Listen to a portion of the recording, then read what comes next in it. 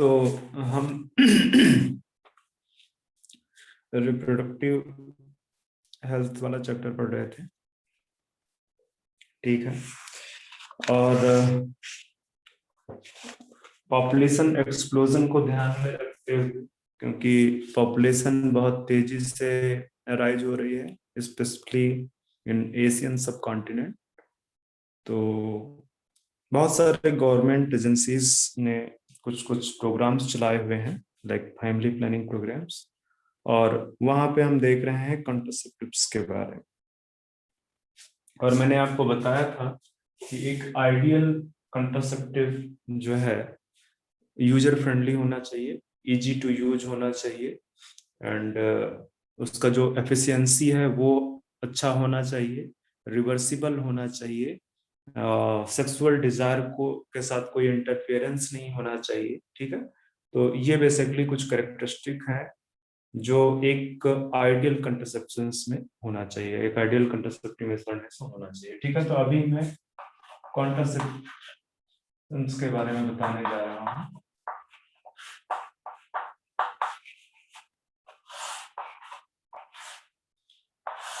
कॉन्ट्रासेप्शंस में आपको बहुत सारे मेथड्स मिलेंगे, जैसे कुछ है नेचुरल मेथड, कुछ है बैरियर्स,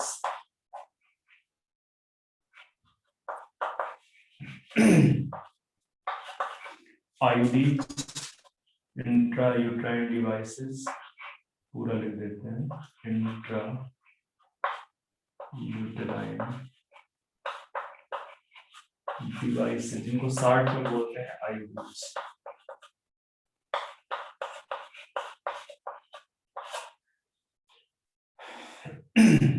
इसके अलावा आपको कुछ पिल्स,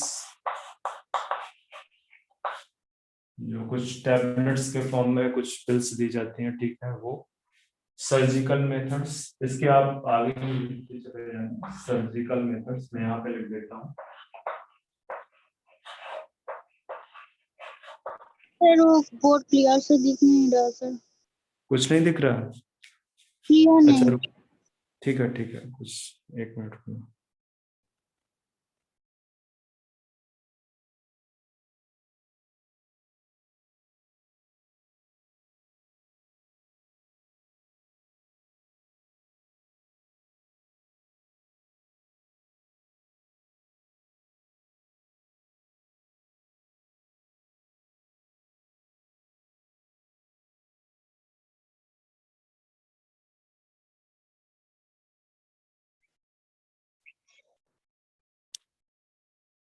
अब दिख रहा है या अभी भी नहीं? सर दिख रहा है। चलो ठीक है, इसको इसको लिखो। पहला नेचुरल मेथड है, दूसरा बैरियर्स है, तीसरा इंट्रा यूट्राइन डिवाइसेस है, फोर्थ वन पिल्स है, फिफ्थ वन सर्जिकल मेथड्स है। फिर मैं इसको ठीक करता हूँ, ठीक है। Surgical methods,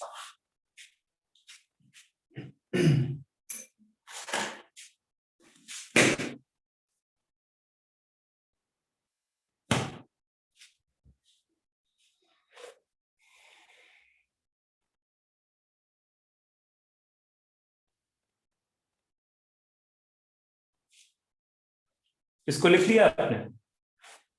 yes sir. चलो ठीक है, मैं बात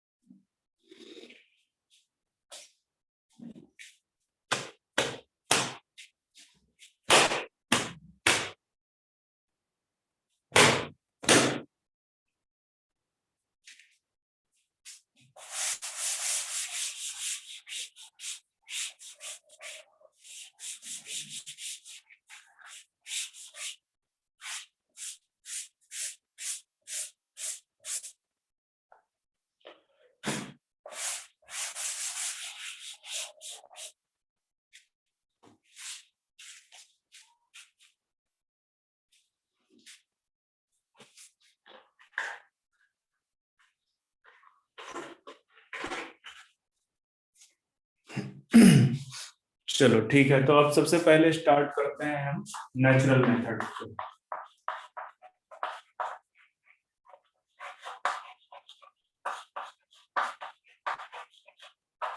क्या दिखाई दे रहा है आपको? Yes. Till there are some,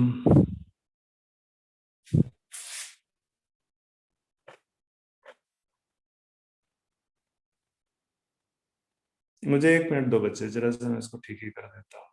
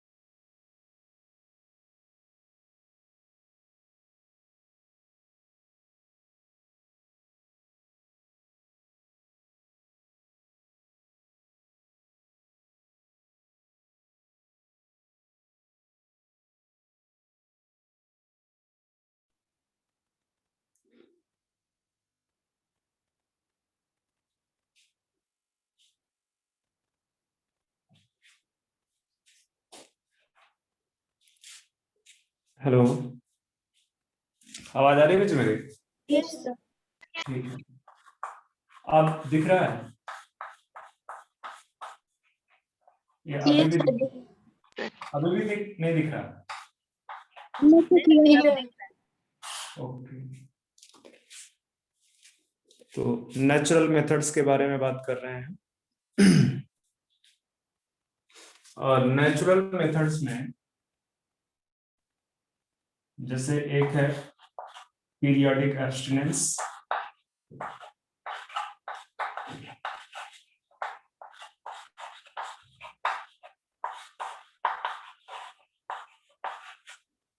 periodic abstinence क्या है कि जो फर्टाइल पीरियड मेंस्ट्रुअल साइकिल के दौरान, मेंस्ट्रुअल साइकिल के दौरान जो फर्टाइल पीरियड है,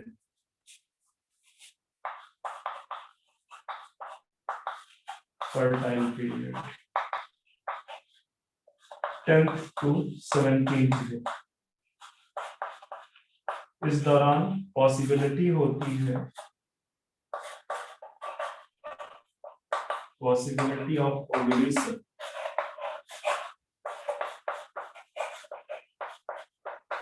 possibility of ovulation menstrual cycle के दौरान जो फर्टाइल पीरियड है, basically 10th to 17th day, ठीक है, पॉसिबिलिटी ऑफ ओव्यूलेशन इसमें होती है, ठीक है। तो इस दौरान avoid of sexual intercourse, sexual intercourse इस दौरान अगर अवॉइड किया जाए तो बेसिकली ये एक टाइप का नेचुरल मेथड हो जाएगा प्रेगनेंसी को प्रिवेंट करने के लिए, ठीक है, नेचुरल मेथड होगा, ठीक है, ये एक टाइप का नेचुरल मेथड होगा, नेचुरल मेथड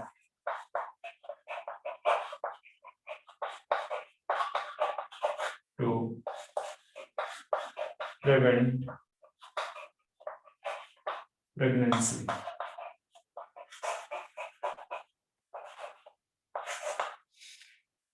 दूसरा है लैक्टेशनल एमेनोरिया, इसको कॉपी कर लो तो आगे बढ़ जाए।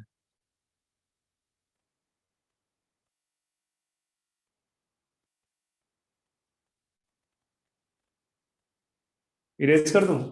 Yes sir. ठीक है।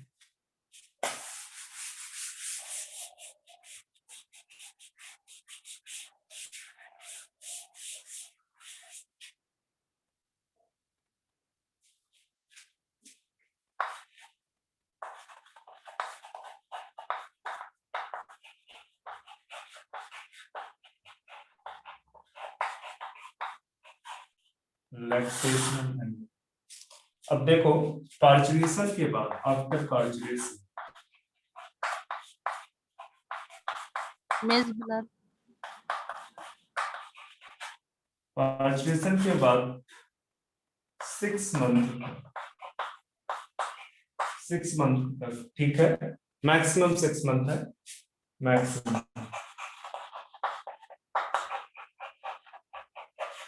इस दौरान जो है मदर क्या करती है, अपने बेबी को फीड करवाती है। तो उसके दौरान जो है क्या कहते हैं, जो पॉसिबिलिटी है, ठीक है, ओवल्यूशन की, वो बहुत ज्यादा कम होती है, ठीक है। तो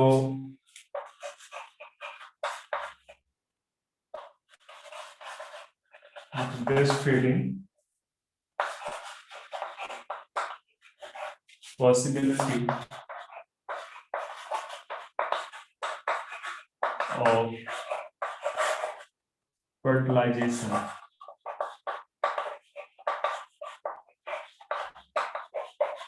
is negligible। तो ये जो लैक्टेशनल एमेलिया का 6 मंथ का जो ड्यूरेशन है, this is the safe duration with respect to pregnancy, ठीक है। प्रेगनेंसी को अवॉइड करने के लिए जो लैक्टेशनल एमेलिया का पीरियड है, ठीक है, अप टू 6 मंथ, मैक्सिमम ये 6 मंथ होगा, ठीक है। तो उस दौरान चूंकि जो मदर है वो अपने बेबी को ब्रेस्ट फीडिंग करा रही होती है, तो इसकी वजह से जो पॉसिबिलिटी है फर्टिलाइजेशन की, वो बहुत कम होती है, ठीक है। फर्टिलाइजेशन की जो पॉसिबिलिटी है वो बहुत कम हो जाती है।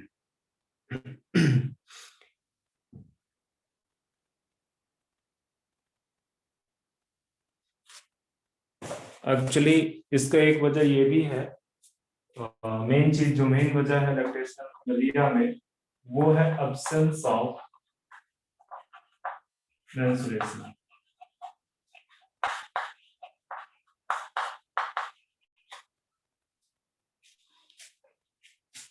तीसरा है एक और मेथड नेचुरल में,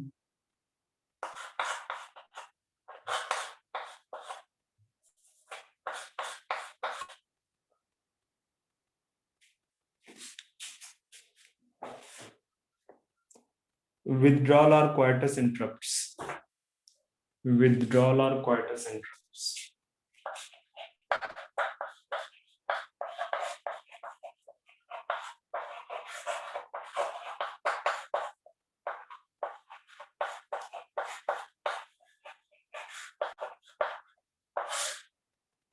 तो ये तीनों मेथड्स आप एज ए नेचुरल मेथड याद रखना, ठीक है। Natural method to prevent pregnancy, first है पीरियाडिक एब्स्टिनेंस, दूसरा है लैक्टेशनल एमेलिया, तीसरा है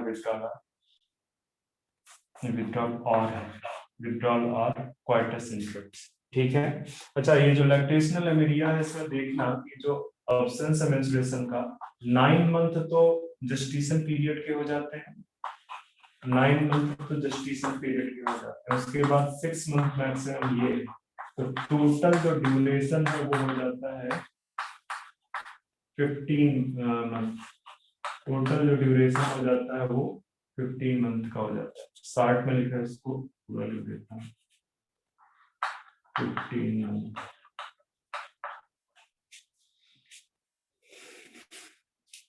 अब नेचुरल मेथड से आगे चलते हैं बैरियर्स पे। ये चैप्टर से आपका क्वेश्चन ऑलमोस्ट हर साल आया है, बहुत छोटा सा चैप्टर है, मेमोराइज करने का काफी है, पर आपको इसको याद करना पड़ेगा, ठीक है। इससे ऑलमोस्ट हर साल क्वेश्चन आता है।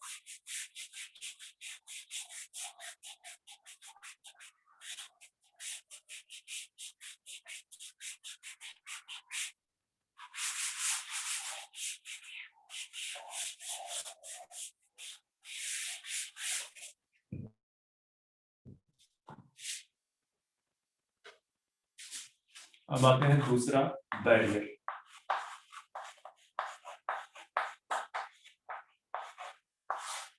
तो बैरियर्स में क्या है कि प्रिवेंट करना है मीटिंग ऑफ, ये क्या करेगा, प्रिवेंट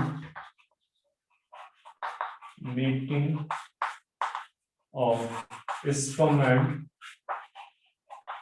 ओवम।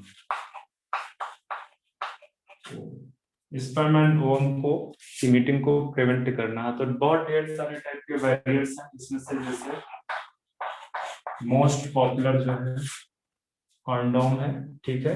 ये बेसिकली थिन रबर का बना हुआ है, ठीक है, थिन रबर का बना हुआ है। ये डिस्पोजेबल है, ठीक है, एक सिंगल यूज के बाद डिस्पोजेबल है। Can be used by both male and female, can be used by both male and female, दोनों यूज कर सकते हैं, ठीक है। तो कॉन्डम्स रबर का बना हुआ है, डिस्पोजेबल है, एक ही बार यूज किया जा सकता है, और बोथ मेल एंड फीमेल दोनों यूज करते हैं कॉन्डम्स। तो ध्यान में रखना कि ये बेसिकली एक टाइप का बैरियर है जो क्या प्रिवेंट करता है फिजिकल मीटिंग को, जो है इसमें इंटरप्ट किया जाता है, स्टॉप किया जाता है, ठीक है। और इसमें से पॉपुलर मैं एक लिखा देता हूं, Nirodh is a popular brand for condom for the male, ठीक है। ये पूरा का पूरा आपको याद रखना बहुत इंपॉर्टेंट है।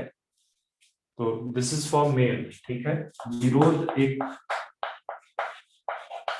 पॉपुलर ब्रांड, ठीक है, ब्रांड ऑफ कंडोम यूज्ड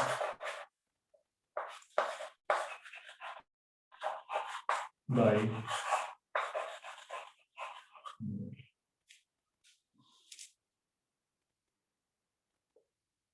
और भी कई सारे हैं, ठीक है, और भी कई सारे हैं like vault, diaphragm, cervical caps, but ये सारी की सारी जो मैं नाम ले रहा हूँ these are used by females only, ठीक है।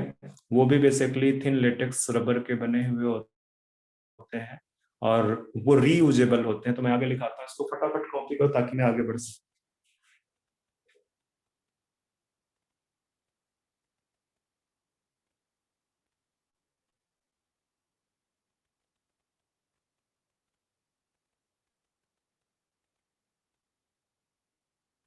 हो गया कॉपी? Yes sir. ठीक।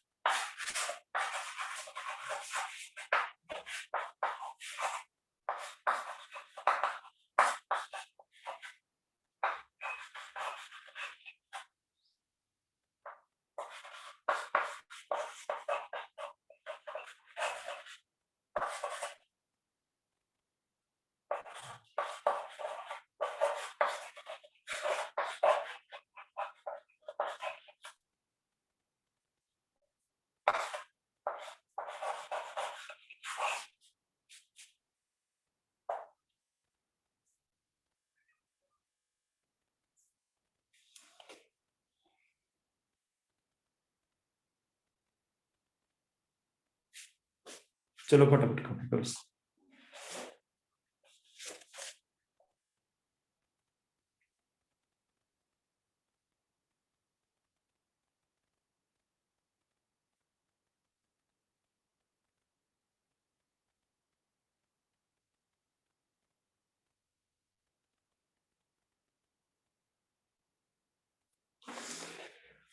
अब ये जो बैरियर्स हैं, इन बैरियर्स की एफिशिएंसी को इन्हांस किया जा सकता है। Efficiency of efficiency of barriers can be increased by using spermicidal gel,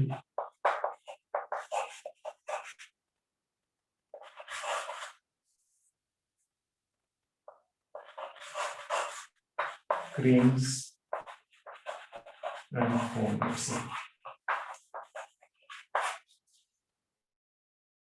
तो बेसिकली एफिशिएंसी एनहांस करने के लिए स्पर्मेटिसाइडल क्रीम जेल्स एंड फोम्स जो है यूज किए जाते हैं। ठीक है, तो बैरियर्स में ध्यान में रखना, ये जो तीनों बैरियर्स हैं, diaphragm, walls and cervical caps, they are used by female to cover the female reproductive tract during intercourse। ठीक है, एंड जो कॉन्डोम्स है वो बेसिकली दोनों यूज कर सकते हैं, मेल एंड फीमेल। ठीक है, अब आते हैं थर्ड पे जो कि बहुत इंपॉर्टेंट है, intrauterine devices. Intrauterine devices copy कर लो फटाफट।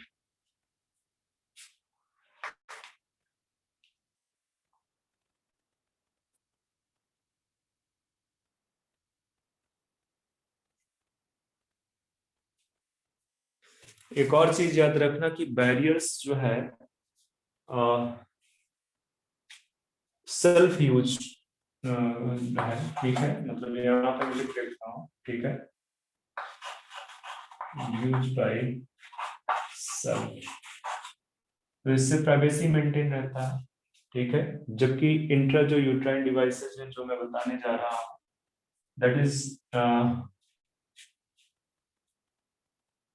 Use with the help of doctor और नर्स। ठीक है, तो फोर्थ जो सॉरी थर्ड जो है, थर्ड हम यूज करने जा रहे हैं, थर्ड हम लिखने जा रहे हैं, देखने जा रहे हैं इंट्रायूट्राइन डिवाइसेस।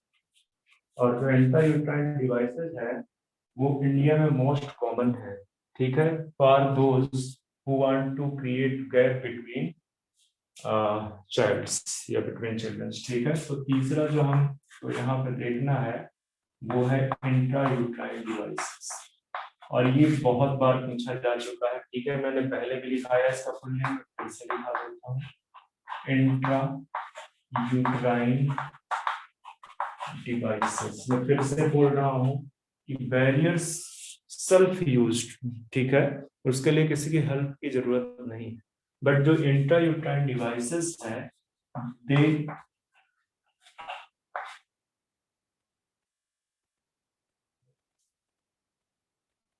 एक मिनट, मेरे पास स्टेटमेंट का एग्जैक्टली स्टेटमेंट नहीं है।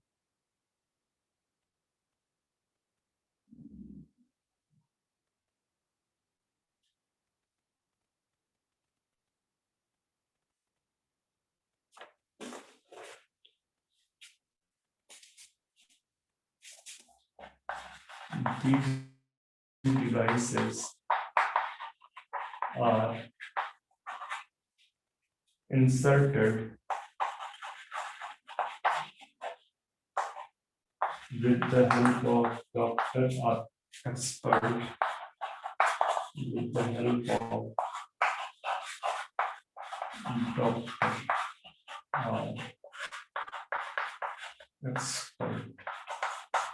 डॉक्टर या एक्सपर्ट की हेल्प से जो है क्या कहते हैं, ये यूज किए जाते हैं बाय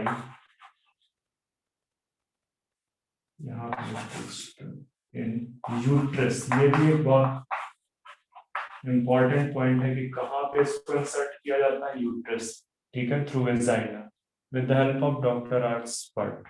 ठीक है, बाय फीमेल, जाहिर सी बात है यूट्रस है तो फीमेल ही होगा। ठीक है, फीमेल। इंट्रायूट्राइन डिवाइसेस जो है कई टाइप की, जैसे अब यहाँ से क्वेश्चन आने के बहुत ज्यादा चांसेस, यहाँ से क्वेश्चन आने की बहुत ज्यादा चांसेस, जैसे नॉन मेडिकेटेड आईयूडीज। ठीक है, अब इसका जो एग्जाम्पल है वो है लिपर लूप्स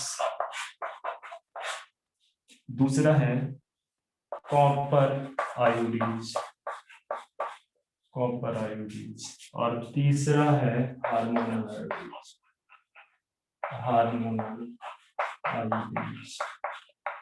तो ये बेसिकली 3 टाइप की जो आयोडीज है नॉन मेडिकेटेड। इसका एग्जाम्पल याद रखना, हो सकता पूछ ले कि एग्जाम्पल ऑफ नॉन मेडिकेटेड आयोडीज, ठीक है। नॉन मेडिकेटेड आयोडीज का एग्जाम्पल आप बता दो। ठीक है। कॉपर आयोडीज के भी एग्जाम्पल है, जैसे कॉपर टी, कॉपर 7, मल्टीलोड 375। ठीक ठीक है। तो यहाँ पे मैं लिख देता हूँ इसका एग्जाम्पल, जैसे कॉपर टी, कॉपर 7, और एक है मल्टीलोड 375। एक मिनट, मुझे एग्जैक्टली नंबर याद नहीं आ रहा। मल्टीलोड 375 ही, ठीक है। अच्छा, जो वो लिपर लूप नहीं है, that is the lips loop है, LIPPES, लिप्स। ठीक है। इसी तरह से कुछ हार्मोनल आयोडीज, ठीक है, जहां पे कि हार्मोन्स रिलीज होता है वहां से, उन आयोडीज से, ठीक है। जैसे प्रोजेस्टासर्ट एंड LNG-20, प्रोजेस्टासर्ट एंड LNG-20। तो सबसे ज्यादा इंपॉर्टेंट इस टॉपिक में यही, ठीक है, एग्जाम का, प्रोजेस्टासर्ट एंड LNG-20। थोड़ा सा याद करना टफ रहेगा, बट स्टिल आपको जो है क्या कहते हैं, इसको याद करना पड़ेगा। इसके पहले मैंने आपको एक स्टेटमेंट बता ही दिया था, जो आयोडीज है वो जो है मोस्ट कॉमन मेथड है या मोस्ट एक्सेप्टेड मेथड है, ठीक है, इंडिया में, टू डिले प्रेगनेंसी और टू स्पेस चिल्ड्रन, ठीक है। एक और इससे ज्यादा क्वेश्चन पूछा गया है कि आईडी क्या करती है, ठीक है। तो आईडी कई टाइप से बेसिकली जो है क्या कहते हैं, प्रेगनेंसी को प्रिवेंट करती है। जैसे इंक्रीज करती है phagocytosis of sperm within uterus, ठीक है। तो ये आप अगर कॉपी कर लो तो मैं कुछ कुछ लिख देता हूँ। चलो अच्छा, ऊपर की तरफ लिख देता हूँ। तो पहला स्टेटमेंट लिख दो कि आयोडीज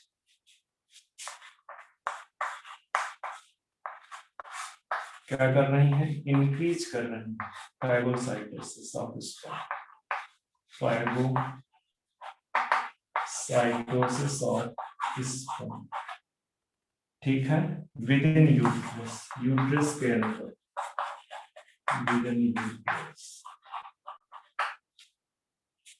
दूसरा, अगर मैं कॉपर आयोडीज की बात करूं, तो कॉपर आयोडीज क्या करती है, रिलीज करती है कॉपर, रिलीज कॉपर। और ये कॉपर क्या करता है, ये स्पर्म को मोटेलिटी को अफेक्ट करता है। Release copper which inhibit mortality of sperm, mortality of sperm.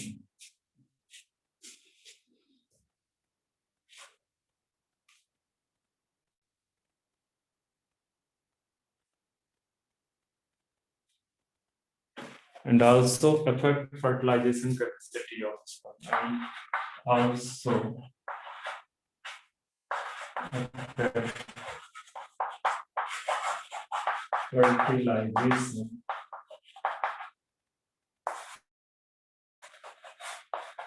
capacity sperm, ठीक है। तो ये कॉपर आयोडीज की बात हो गई।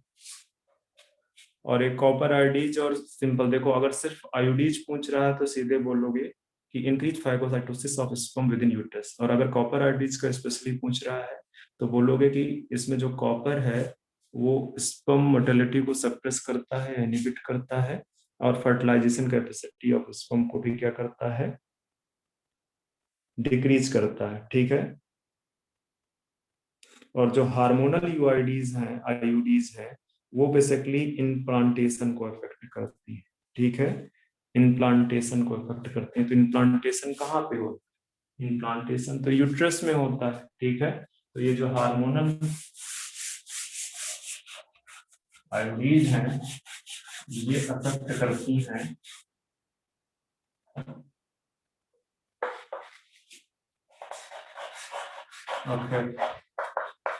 implantation of embryo implantation of embryo in uterus। तो ध्यान में रखना ये बच्चे बहुत इंपॉर्टेंट है आयोडीज। आयोडीज जितने भी मैं आपको पढ़ाऊंगा यहाँ पे उसमें सबसे ज्यादा बार क्वेश्चन आयोडीज से पूछा गया है। ठीक है, इम्प्लांटेशन अफेक्ट इम्प्लांटेशन, या ये बोल सकते हो कि makes uterus unsuitable for implantation of. ठीक है, मेक्स यूट्रस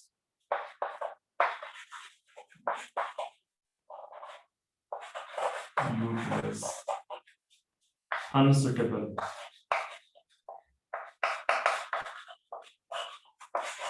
for implantation। साथ में एक काम और करता है,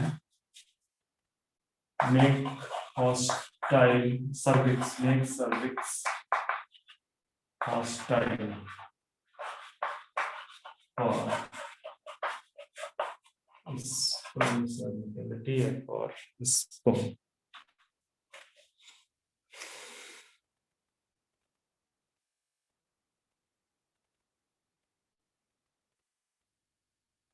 ठीक है, सर्वक्स और हॉस्टाइल टू द स्पर्म्स। अब इसके बाद एक लास्ट पॉइंट और लिखाऊंगा,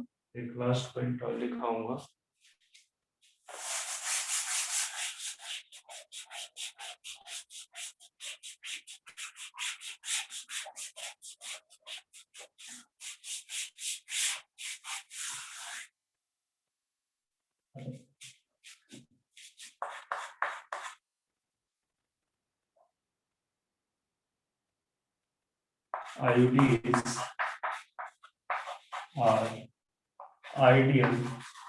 ये क्वेश्चन जो लिखा रहा हूं ये पूछा जा चुका है। ठीक है, ideal contraceptive for those female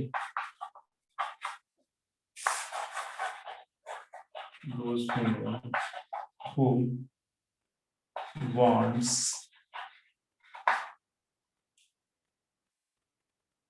to delay pregnancy, or space between children। Delay pregnancy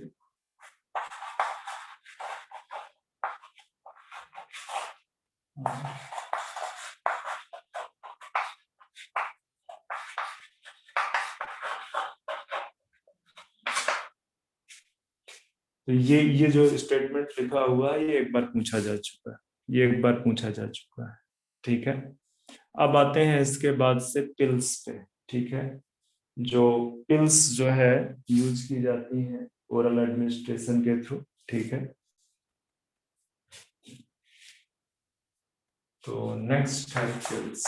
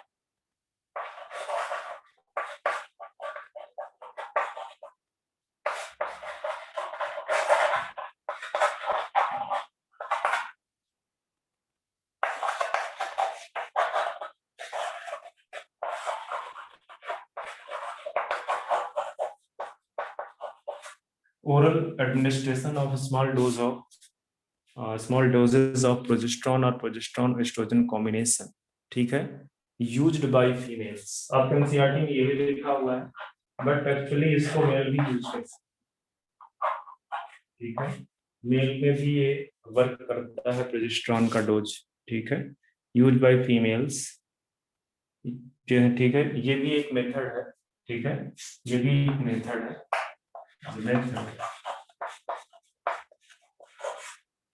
of contraception, contraception. तो ध्यान में रखना ये चीज, स्मॉल डोजेज ऑफ प्रोजेस्टेरॉन और प्रोजेस्टेरॉन एस्ट्रोजन कॉम्बिनेशन, क्योंकि एनसीईआरटी में आपका लिखा है फीमेल, तो आप ज्यादा दिमाग आप फीमेल वाले पार्ट पे करेंगे, ठीक है, क्योंकि ये टैबलेट्स के फॉर्म में दी जाती हैं, इस वजह से इनको जो डोजेज है basically progesterone and progesterone estrogen combination के, वो टैबलेट्स के फॉर्म में दिए जाते हैं, इसलिए क्या बोलते हैं, पिल्स बोलते हैं, ठीक है, पिल्स बोलते हैं।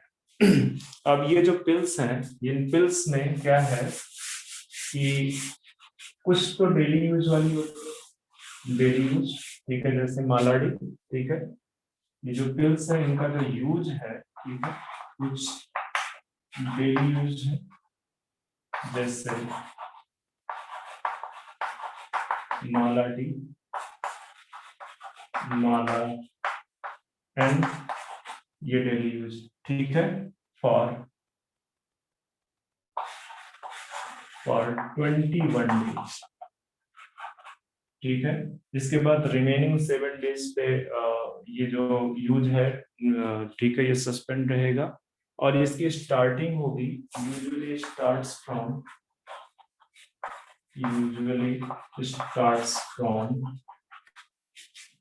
first 5 days, within first 5 days of menstrual cycle, within first 5 days of menstrual cycle.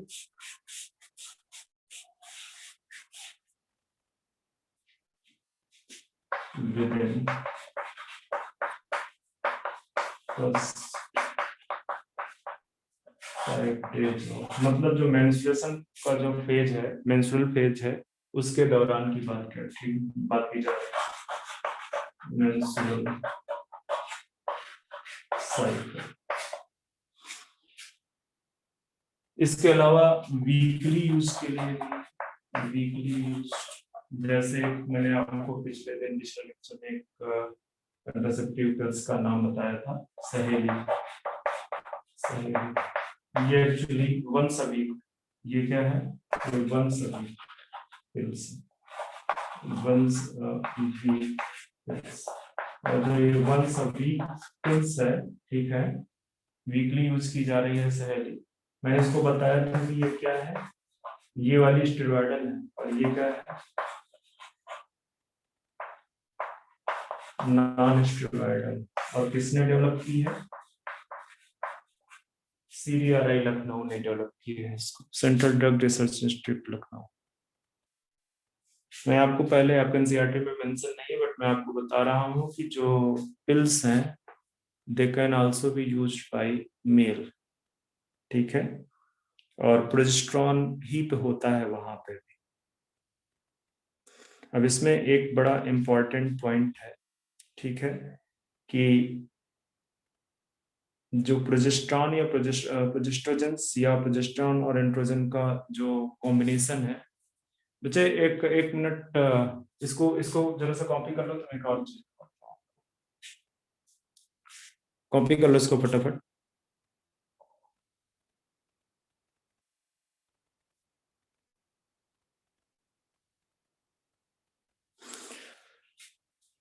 मैंने जो प्रोजेस्टेरॉन लिखा है उसको काट के जरा प्रोजेस्टेरोजन कर दो, वो प्रोजेस्टेरोजन,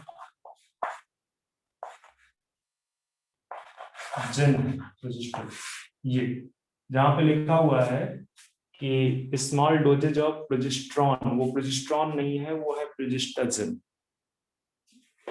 वो आपका प्रोजेस्टोजेंस, प्रोजेस्टोजेंस, ये प्रोजेस्टोजेंस दूसरा साइड, ठीक है, प्रोजेस्टोजेंस। तो अगर ये आपने लिख लिया हुआ है तो इसको मैं इरेज कर देता हूँ, और इसके बाद कई बार क्या है कि ये जो प्रोजेस्टेरोजेंस हैं या प्रोजेस्टेरॉन एस्ट्रोजन के जो कॉम्बिनेशन है, इनको आप जो है इंजेक्शन के थ्रू दे सकते हैं, ठीक है। प्रोजेस्टेरोजन और progesterone estrogen combination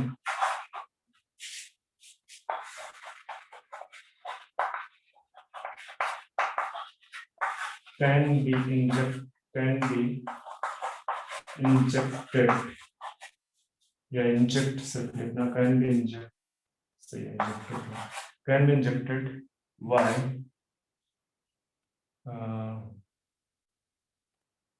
can be injected to avoid pregnancy within 72 hours of intercourse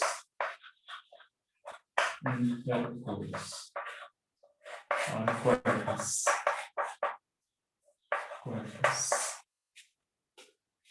जो प्रोजेस्टेरॉन या प्रोजेस्टेरॉन एस्ट्रोजन कॉम्बिनेशन है, ठीक है, ये जो है क्या कहते हैं, इनको इंजेक्ट किया जा सकता है in case of emergency use, ठीक है। Injected to avoid pregnancy within 72 hours of intercourse और कोइटस फॉर इमरजेंसी यूज। ये तो लिखाना ही भूल गया, इसको लिख दो for emergency use, for emergency use.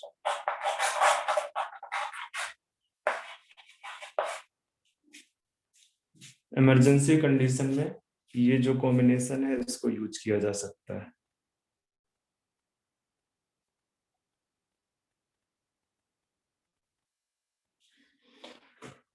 और जनरली इसका यूज जो है, इमरजेंसी कंडीशन में, जैसे रेप विक्टिम्स के केस है, ठीक है, रेप विक्टिम्स के केस, ठीक है, सच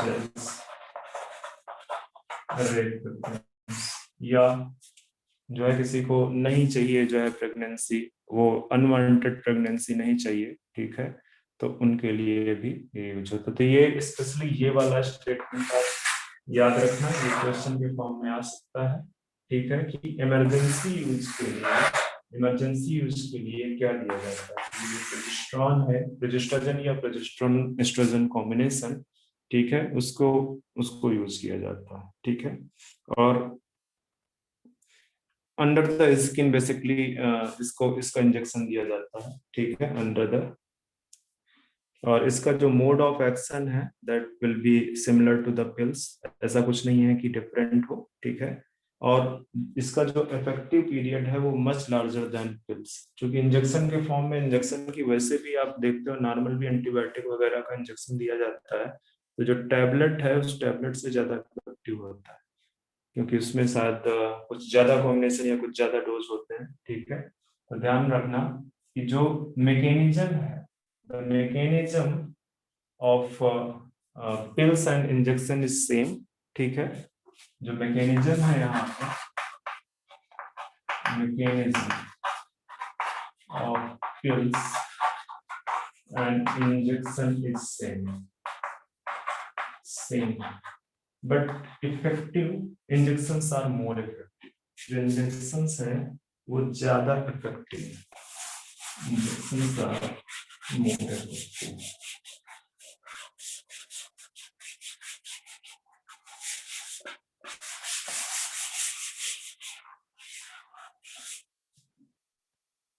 Injections are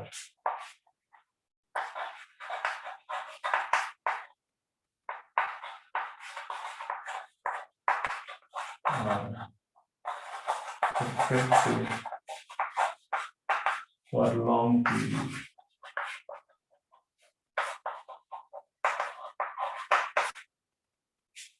तो ये तो हो गया आपके पिल्स का ओरल एडमिनिस्ट्रेशन या इंजेक्शन के थ्रू, ठीक है।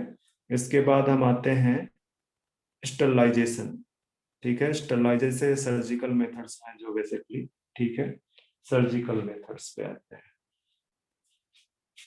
आई थिंक इक्विप्ड होगा, देख लेना कौन सा नंबर है। सर्जिकल मेथड, अब सर्जिकल मेथड्स में आपको पता ही है दो ही है, एक है वेसक्टोमी,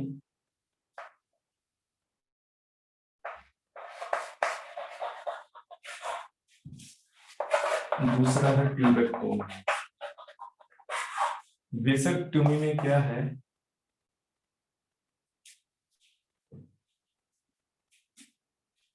surgical incision or tie-up of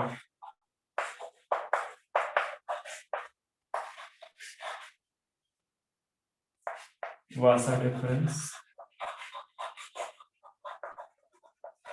within scrotum, within scrotum, ठीक है। तो ये बेसिकली वेसक्टोमी किसमें यूज किया जाएगा, मेल पे। दिस इज द सर्जिकल जो है मेथड है मेल के केस में। जो ट्यूबेक्टोमी है this is surgical incision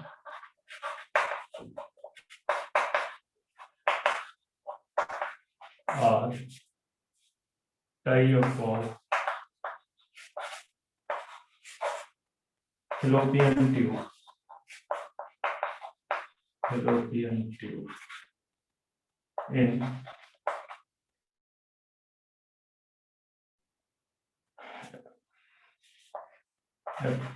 abdominal region, क्योंकि जो ये सारा पार्ट है एब्डोमिनल ओवरी कहाँ पे प्रेजेंट है, एब्डोमिनल, ठीक है।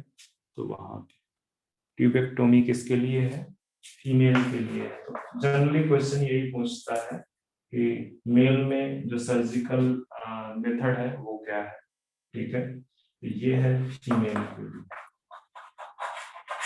फीमेल के लिए, ठीक है। इसमें फेलोपियन ट्यूब को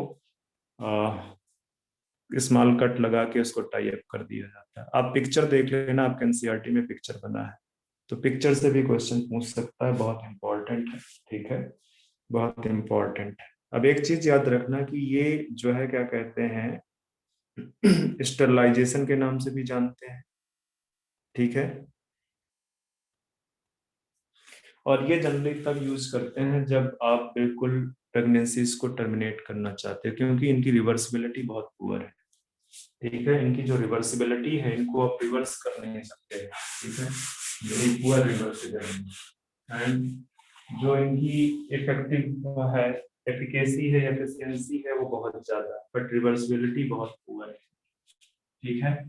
तो generally used to terminate pregnancy,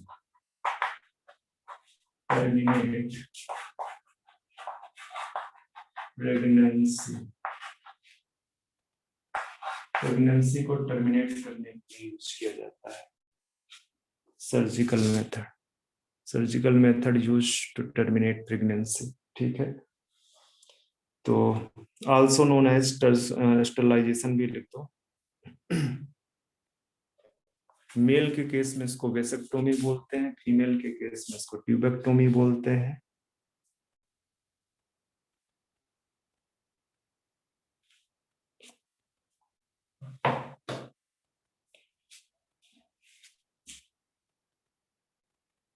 लिख दीजिए also known as sterilization.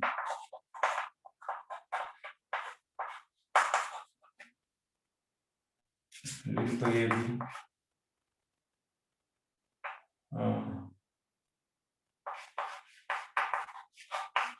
highly effective and poor reversibility, effective and poor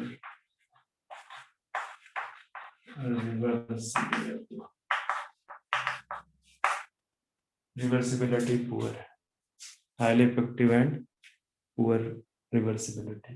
तो ये जितने भी बच्चे मेथड थे मैंने सारे फिनिश कर दिए आपके, ठीक है। अब हम चलेंगे medical termination of pregnancy. Medical termination of pregnancy, तो इसका एक तो कि फुल नेम बड़ा इंपॉर्टेंट है, ठीक है। ऑलमोस्ट कितनी जो है वर्ल्ड वाइड होती है ये इंपॉर्टेंट है, और ये जाने अनजाने एक बहुत बड़ा मेथड है टू कंट्रोल द पॉपुलेशन, ठीक है। क्योंकि अप्रोक्सीमेटली 1/5 जो है टोटल जो कंसीव होता है उसका 1/5 बेसिकली पूरा का जो है क्या कहते हैं मेडिकल टर्मिनेट कर दिया जाता है, ठीक है। और गवर्नमेंट ऑफ इंडिया जो है इसको लीगलाइज की है 1971 में with some strict condition to avoid misuse, ठीक है, टू अवॉइड मिसयूज। तो ध्यान में रखना इस चीज को।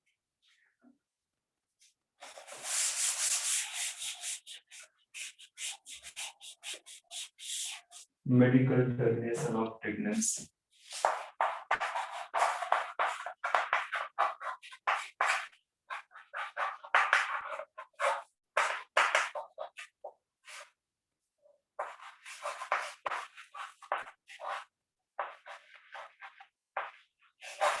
इसको बोलते हैं MTP, सार्ट,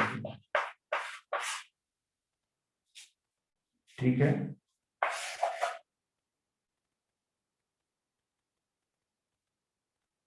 ये बेसिकली है क्या मेडिकल टर्मिनेशन ऑफ प्रेगनेंसी, ठीक है। एबॉर्शन ऑफ फीटस या एम्ब्रायो, ठीक है, due to medical abnormal condition, medically abnormal condition such as genetic abnormalities, such as genetic abnormality.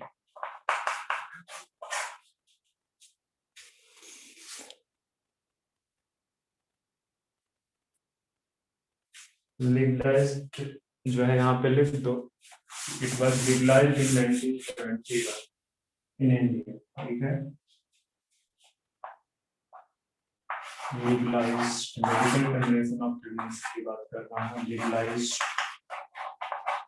in India in 1971 with some strict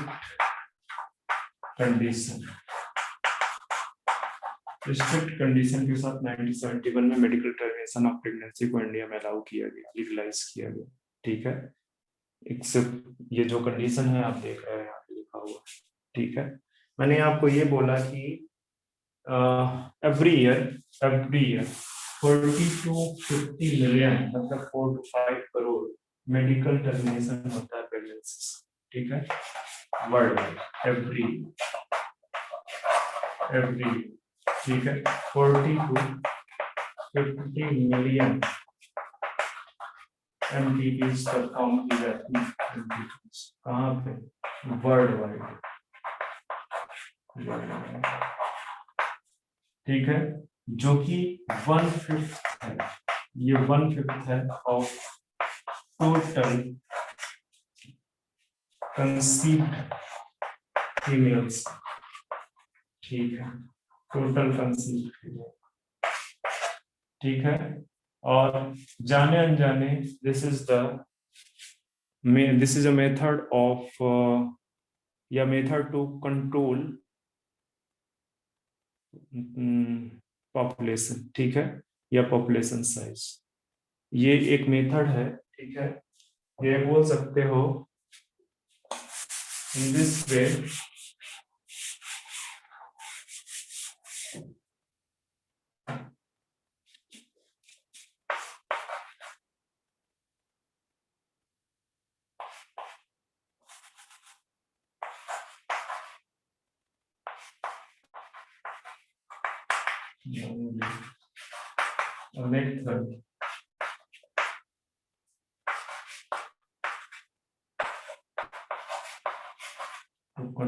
method to control population.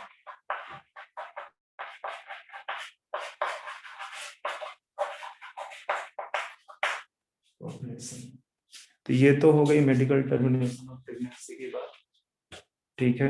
अब आते हैं sexually transmitted disease. Time कितना हुआ बच्चे? 0.4. 1:30 तक class है ना? Yes sir. आराम से खत्म कर देंगे इसको.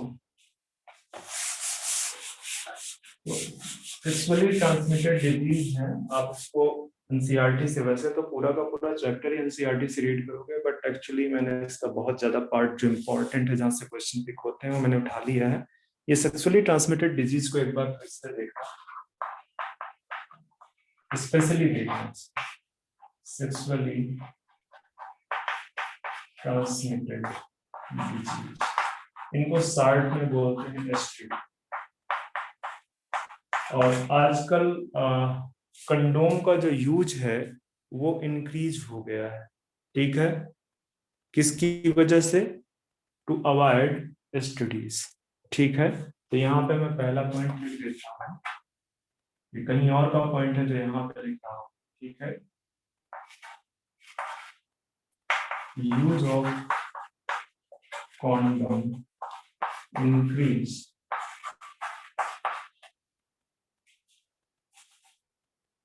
these days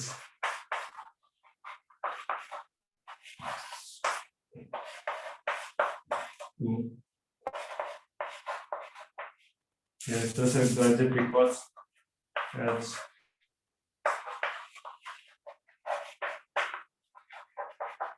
precautionary measure of STDs, ठीक है. as a precautionary measure of STDs. अब कुछ स्टडीज के नाम देख लेते हैं, या इससे पहले लिख लेते हैं कि सेक्सुअल ट्रांसमिटेड डिजीज जो है इनका और भी नाम है, जैसे वेनेरल डिजीज और reproductive tract infection. Reproductive tract infection, तो आप लिख सकते हो आल्सो नोन एज वेनेरल डिजीज और reproductive tract infection.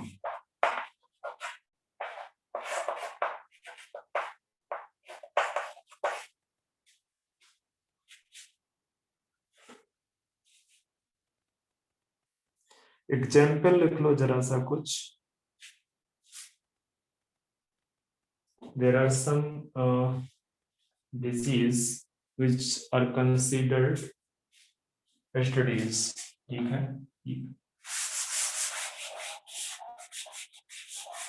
जैसे गोनोरिया है, एग्जाम्पल लिख लो आप. एग्जाम्पल में सेक्सुअल ट्रांसमिटेड डिजीज का example like gonorrhoea,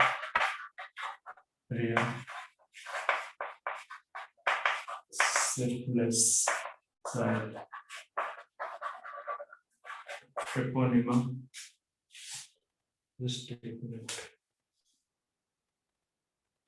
genital treponema नहीं है बच्चे, Treponema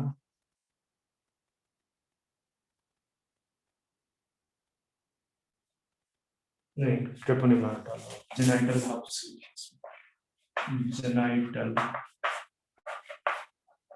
hubs, chlamydiasis,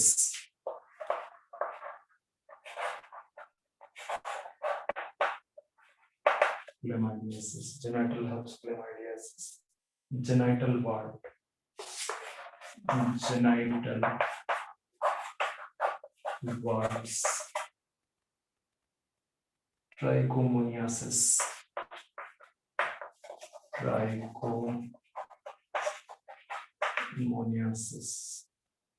hepatitis B,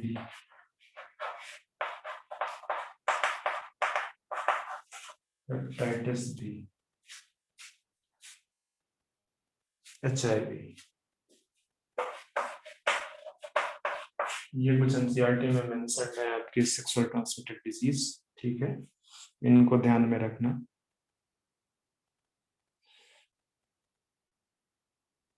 अब ये जो सेक्सुअल ट्रांसमिटेड डिजीज है, अगर आप इनिशियली इनको डिटेक्ट कर ले गए, ठीक है, most of the sexual transmitted disease को इनिशियली अगर आप डिटेक्ट कर ले गए तो ये क्योरेबल है, ठीक है। बट अगर जैसे HIV है वो तो इनक्योरेबल है टिल डेट, ठीक है। Only 2% in the world cured till date by HIV, ठीक है।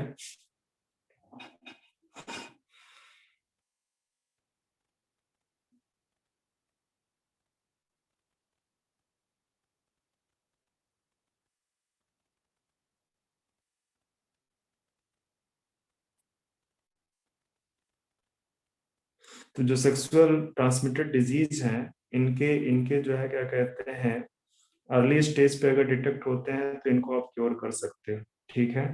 और एक एक और भी प्रॉब्लम है, क्योंकि रिप्रोडक्टिव ट्रैक्ट से रिलेटेड डिजीजेस हैं, तो मोस्ट ऑफ द पीपल्स जो है साइनस शो करते हैं, वो जो है अपने इस डिजीज के बारे में ओपन नहीं हो पाते हैं। इसकी वजह से उनको पता तो होता है, क्योंकि ये डिजीजेस जब भी होती हैं तो रिप्रोडक्टिव ऑर्गन्स पे इचिंग वगैरह, फ्लूइड डिस्चार्ज, स्लाइट पेन वगैरह होता है, स्वेलिंग वगैरह होता है। But due to some signs, लोग इसको जो है बताते नहीं, अपने डॉक्टर से इस पे कंसल्ट नहीं लेते हैं। इस वजह से कई बार बहुत ज्यादा भयानक, बहुत ज्यादा डेंजरस हो जाता है, ठीक है। एंड इससे जो है, इसके जो क्लाइमेक्स पे जो कॉम्प्लिकेशन होंगे वो like pelvic inflammatory disease, abortions, still births, ectopic pregnancy, infertility, even cancer तक हो सकता है रिप्रोडक्टिव ट्रैक में। मतलब at the late last stage पे कुछ कुछ प्रॉब्लम्स हैं, जैसे pelvic inflammatory disease, abortion, still birth, ectopic pregnancy, infertility, even cancer, ठीक है। तो स्टडीज बेसिकली मेजर थ्रेट है हेल्दी सोसाइटी के लिए, ठीक है। और इसमें जो सबसे ज्यादा जो एज ग्रुप अफेक्ट होता है वो 15 to 25 ईयर्स तक, ठीक है।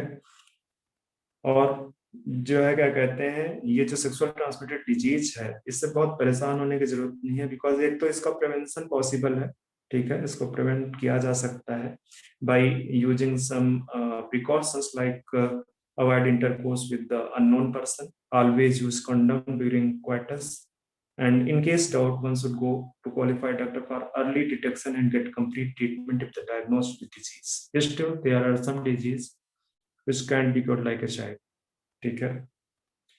तो एक और इम्पोर्टेंट पॉइंट यहाँ पे लिख दो, मैंने आपको पहले ही बता दिया है, अब आप एनसीईआरटी से रीड करोगे, जो इम्पोर्टेंट पॉइंट है वो मैंने आपको डिस्कस कर दिए हैं। These are the some diseases which are known as sexually transmitted diseases, ठीक है। जो सबसे ज्यादा एज ग्रुप अफेक्ट होता है वो ये एज ग्रुप, ठीक है, ये most affected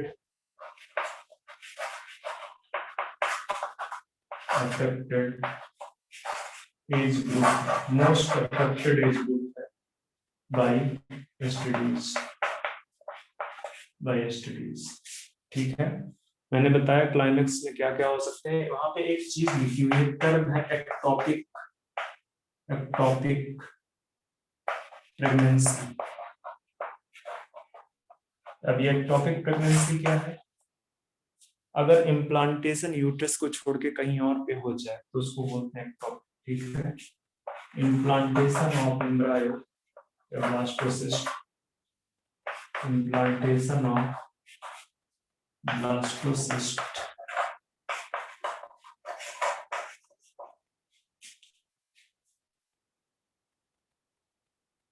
is at any place other than uterus,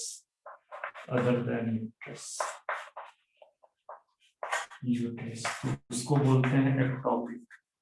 ध्यान में रखना, इसको ध्यान में रखना। तो यहाँ से आपका सेक्सुअल ट्रांसमिटेड डिजीज में जितनी चीजें हैं मैंने बता दी हैं। अब एक लास्ट टॉपिक रहता है मेरे पास, मुझे टाइम बताना जरा सा, मुझे टाइम बताना।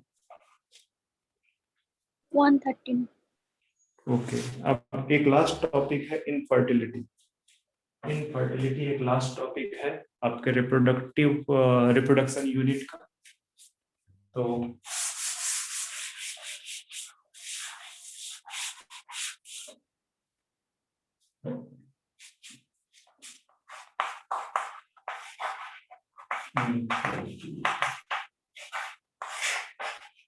अगर एनसीईआरटी आपके पास में है तो ओपन करिए जरा सा ये रिप्रोडक्टिव हेल्थ चैप्टर, और वहां पे पेज नंबर 63 पे जाइए, वहां पे इनफर्टिलिटी लिखा हुआ है। तो यहाँ पे ठीक है, सारे बच्चे ओपन कर चुके होंगे शायद।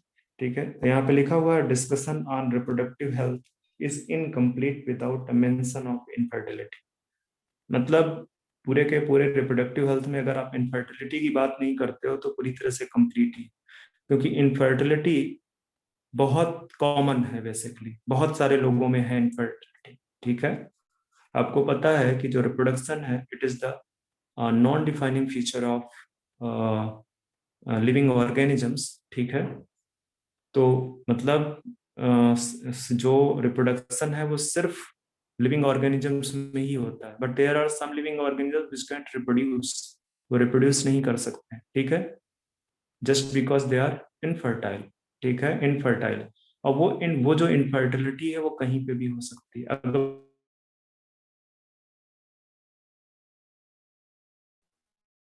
में हो सकती है। ठीक है, तो कहीं पे भी हो सकती है। ठीक है, और हो सकता है कि मेल के केस में स्पर्म की जो है या स्पर्म की क्वालिटी है, नंबर ऑफ स्पर्म है वो डिक्रीज, या फीमेल की बात करें तो फीमेल में हो सकता है कि जो बेसिकली पीएच है रिप्रोडक्टिव ट्रैक का वो जो है वेरी कर जाए, बहुत एसिडिक हो जाए तो वहां पे स्पर्म डेथ हो जाएगी, या यूट्रस केपेबल नहीं है इम्प्लांटेशन के लिए। ठीक है, या जो ओवम है उसके अंदर वो ओवम बेसिकली इनकेपेबल है फर्टिलाइजेशन के लिए। तो देर आर सेवरल मेथड। ठीक है, सेवरल सेवरल मेथड कह रहा हूँ, there are several things which can make infertile to the couple। ठीक है, तो यहाँ पे लिखा हुआ है large number of couples are over the world including India are infertile, that is they are unable to produce children in spite of unprotected sexual cohabitation। ठीक है, the reason for this could be many physical congenital disease, drugs, immunological or even psychological। ठीक है, ऐसा नहीं है कि वो physical ही होगा, it may be because of psychological condition। ठीक है, often the female is blamed for the couple being childless। आप देखते हो अपने सोसाइटी में कि अगर चाइल्ड नहीं हो रहे हैं तो जो एल्डर्स हैं वो जनरली ब्लेम करते हैं फीमेल को। ठीक है, या इवन हस्बैंड ब्लेम करना स्टार्ट कर देता है वाइफ को, बिना जाने पहचाने की प्रॉब्लम किसके अंदर है। ठीक है, तो यहाँ पे लिखा हुआ है often the female is blamed for the couple being childless, but more often than not the problem lies in the male partner।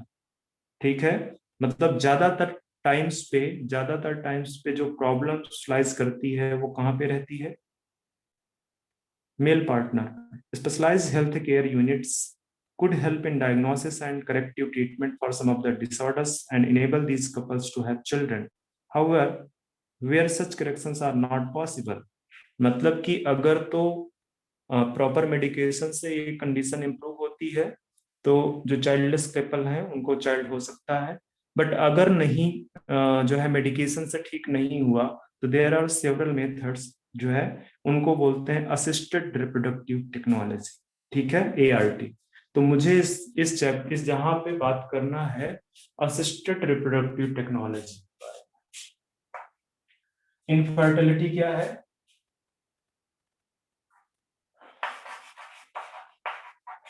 many couples which are not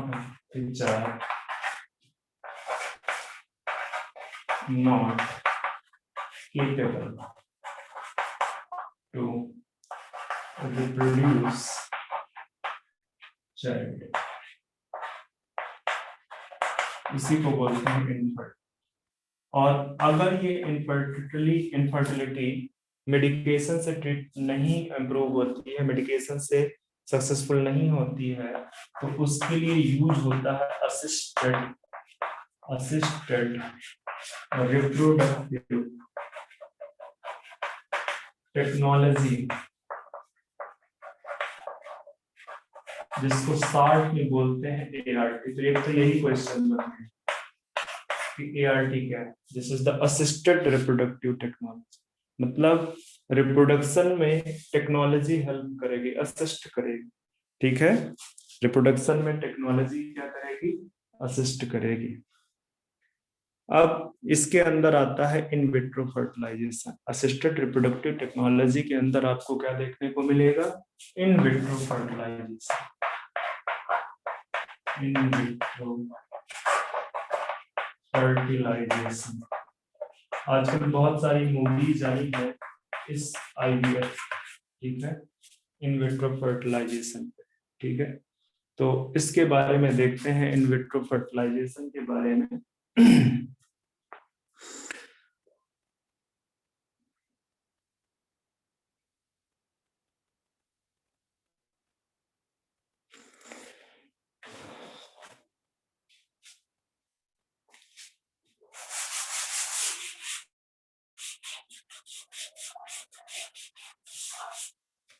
तो IVF जो इन विट्रो फर्टिलाइजेशन है, इन विट्रो फर्टिलाइजेशन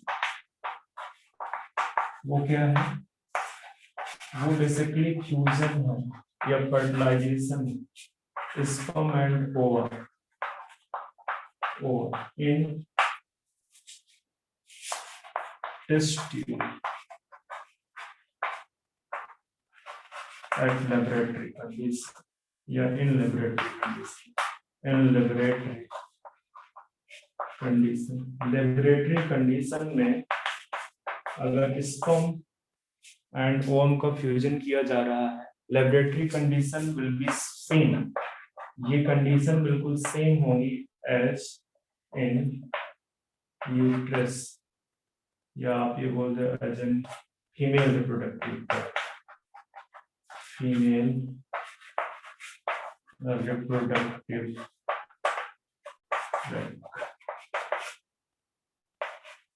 ठीक है, followed by, इसके बाद क्या होगा भाई, जब फ्यूजन कर रहे हो आप स्पर्म एंड ओवम का, तो उसका रिजल्ट होगा जाइगोट फॉर्मेशन।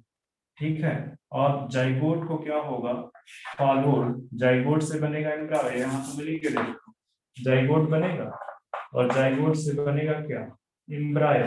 तो ये जो एम्ब्रायो है, इसके बाद फॉलोड बाय एम्ब्रायो ट्रांसफर। कहाँ पे,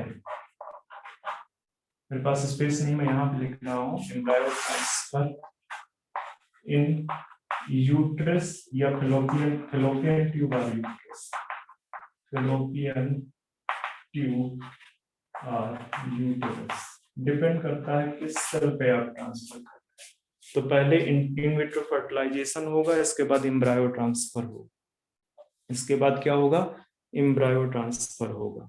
ओके, और ये जो पूरा का पूरा मेथड जो मैंने आपको बताया है, in vitro fertilization plus embryo transfer, IVF plus embryo transfer ET, ये एम्ब्रायो ट्रांसफर क्या है, ये एम्ब्रायो ट्रांसफर ET, इस पूरे के पूरे प्रोग्राम को हम बोलते हैं टेस्ट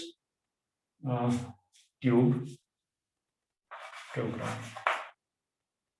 या इस तरह से लिख दो, टेस्ट ट्यूब बेबी प्रोग्राम।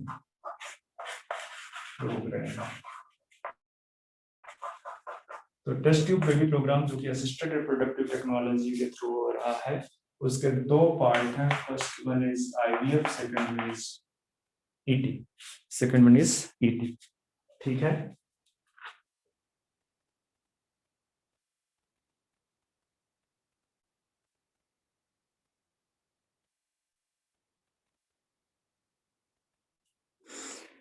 अब इसमें से कुछ कुछ टेक्निक्स हैं जो हम देख लेते हैं। ठीक है, अब आप ये याद रखना है सारी चीजें जो मैं बता चुका हूँ।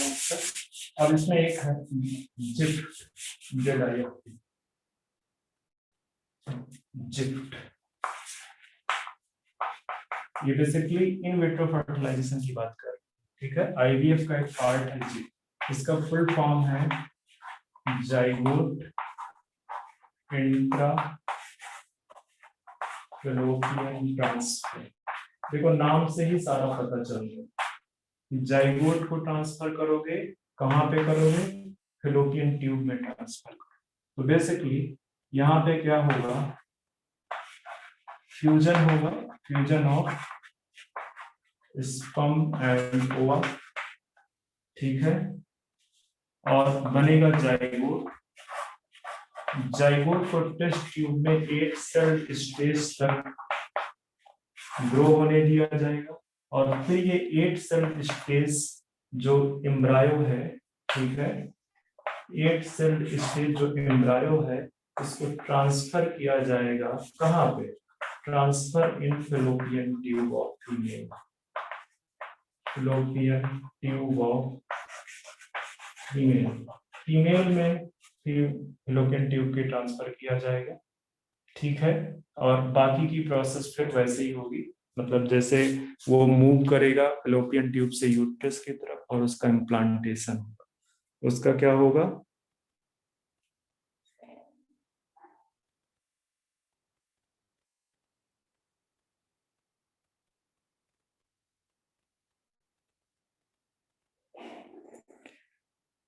इसके बाद एक है intrauterine transfer, IUT, intrauterine transfer. तो याद रखना कि ये जाइगोट को भी ट्रांसफर कर सकते हो, ये जाइगोट को भी ट्रांसफर कर सकते हो, या अप टू 8 सेल्ड एम्ब्रायो या ब्लास्टोसिस्ट भी बोल देते हैं इसको कई बार, हालांकि ब्लास्टोसिस्ट है नहीं।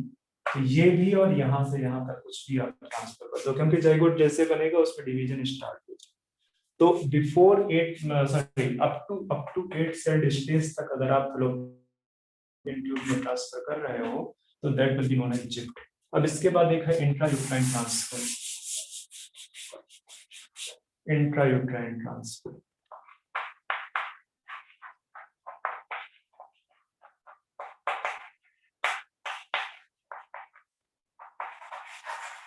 इंट्रायूट्राइन ट्रांसफर को आप शार्ट में बोलते हैं आईयूटी, आईयूटी। और ये जो इंट्रायूट्राइन ट्रांसफर है इसमें क्या है, सेम चीज होगा, सेम चीज होगा जैसे मैंने इससे पहले बताया है, ट्रांसफर ऑफ एम्ब्रायो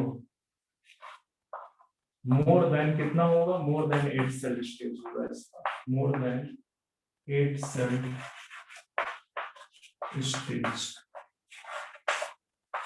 ठीक है, इन यूट्रस, ये देखो इन यूट्रस, यूट्रस में ट्रांसफर, ठीक है। Further uterus of female, uterus of female, ठीक है, यूट्रस ऑफ फीमेल।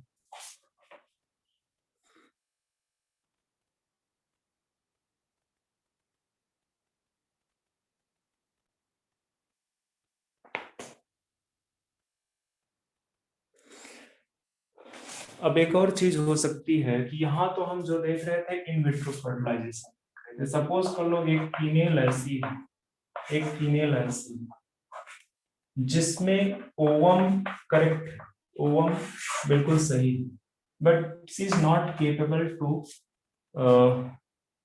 होल्ड या केपेबल टू कंसीव, ठीक है, she is not capable to conceive,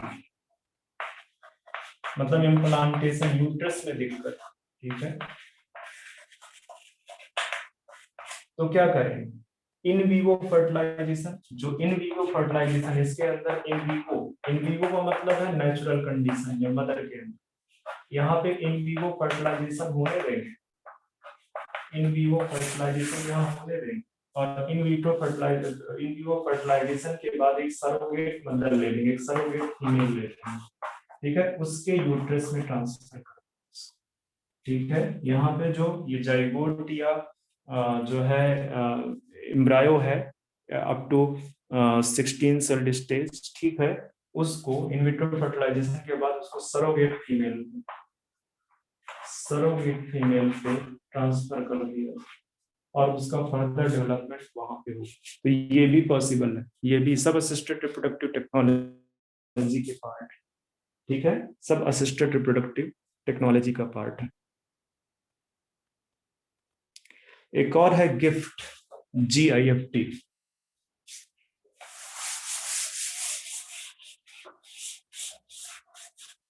gift, gift क्या है? Gamete intra fallopian transfer. Suppose कर लो कि एक फीमेल है जिसके अंदर ओवम सही नहीं है, ठीक है, उसका ओवम सही नहीं है, तो वहां पे क्या है? Gamete of transfer, transfer of gamete, ठीक है।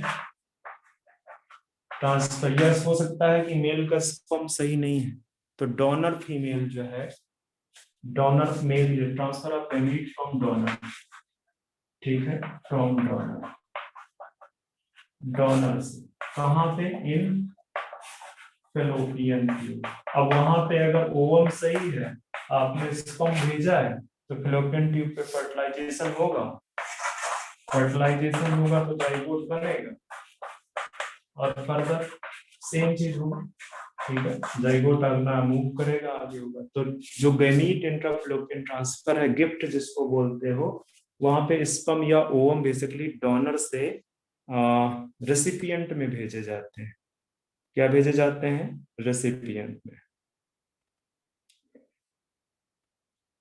इस तरह से क्वेश्चन आ जा सकता है, आपसे पूछा जा सकता है कि एक फीमेल है जो कि जिसका जो गैमीट है, ओवम है, वो बेसिकली करेक्ट नहीं है, ठीक है, उसके ओवम में फॉल्ट है, बट वो सुटेबल इन्वायरमेंट फर्टिलाइजेशन के लिए दे सकता है, तो उसके लिए कौन सा मेथड यूज किया करोगे? तो गिफ्ट है वो, ठीक है, कि एक फीमेल जिसके अंदर ओवम करेक्ट नहीं है, but she can provide suitable environment for fertilization, तो उसके लिए आप कौन सी टेक्निक यूज करोगे? ध्यान में रखना, this is the gamete, sorry, GIFT gamete intrafallopian transfer है, ठीक है।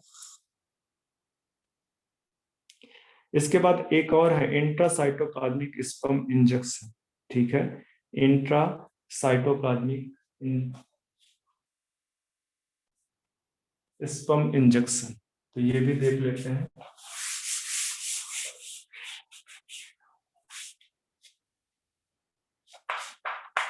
इंट्रासाइटोप्लाज्मिक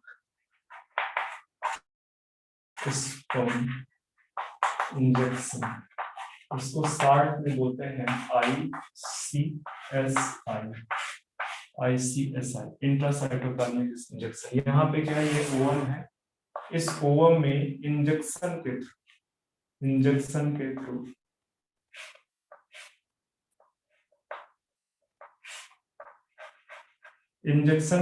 स्पर्म को इसके अंदर जो है डाल दे, ठीक है, ओवम के अंदर डाल दे, ठीक है, ओवम के अंदर।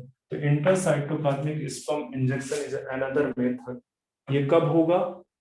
ये जब स्पर्म का नंबर बहुत कम हो, ठीक है, स्पर्म का नंबर जो है वो वेरी लेस, बहुत कम हो, ठीक है, इन सीमेन, उस कंडीशन पे डायरेक्ट स्पर्म इंजेक्शन दिया जाता है, डायरेक्ट स्पर्म इंजेक्शन दिया जाता है, ठीक है।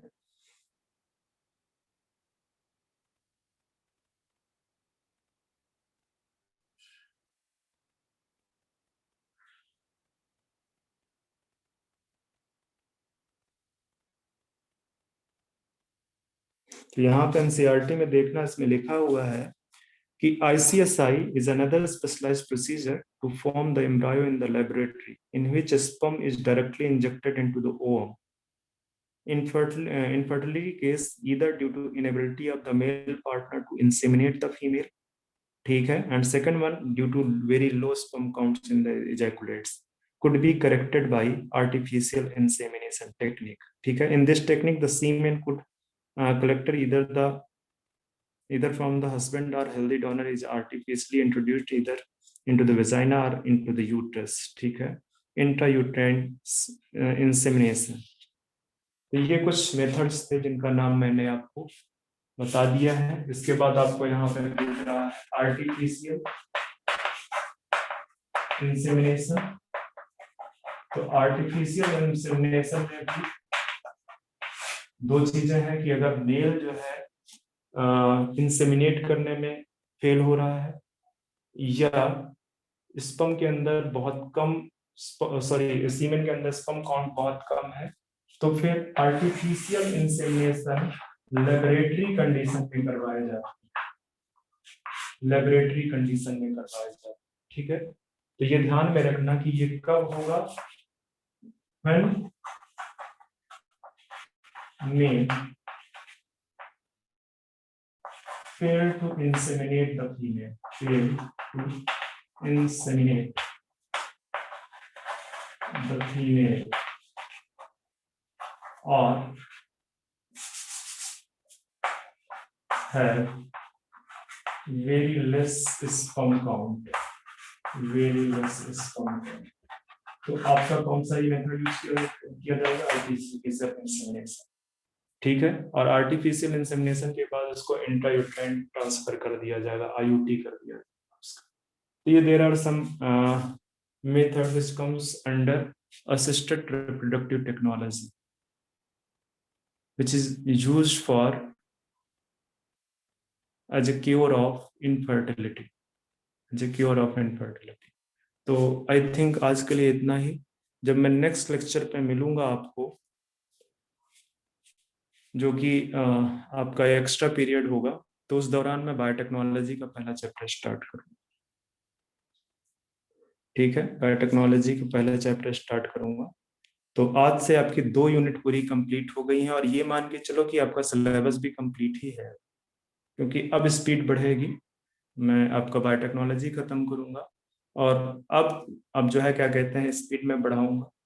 मोस्ट ऑफ द चैप्टर्स को मुझे एनसीईआरटी के थ्रू गो थ्रू करना है। ये अभी बायोटेक्नोलॉजी छोड़ दो, ह्यूमन हेल्थ एंड डिजीज का भी most of the part NCERT के थ्रू होगा। कुछ पार्ट है जैसे मलेरिया साइकिल है, एंड इम्यूनोलॉजी का पार्ट है, HIV एंड कैंसर का पार्ट है, वो सारे कुछ मैं बोर्ड्स में करूंगा जो है। तो स्पीड बहुत फास्ट होने वाली है। मेरी तरफ से सिलेबस काफी हद तक विद इन टाइम कंप्लीट कर देंगे। ठीक है, तो आज के लिए बस इतना ही।